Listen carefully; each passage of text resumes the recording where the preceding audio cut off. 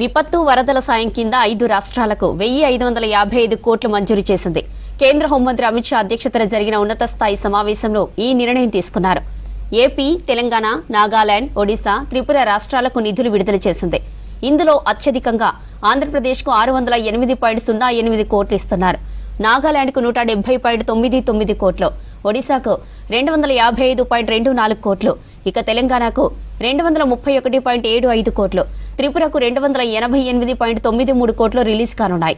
గతేడాది వరదల విపత్తు కారణంగా నష్టపోయిన రాష్ట్రాలకు ఇప్పటికే కొన్ని నిధులు మంజూరు చేసింది కేంద్రం. విపత్తు బాధితులకు కేంద్రం అండగా ఉంటుందన్నారు కేంద్ర హోంమంత్రి అమిత్ షా. ఎన్టీఆర్ కింద ఆంధ్రప్రదేశ్, నాగాలాండ్, ఒడిశా, తెలంగాణ, త్రిపుర రాష్ట్రాలకు 1555 కోట్లు మంజూరు చేస్తున్నట్టు ఎక్స్లో పోస్ట్ చేశారు. ఎస్డీఆర్ కింద 27 రాష్ట్రాలకు కేంద్రం విడుదల చేసిన 18,322 కోట్లకు అదనమని చెప్పారు.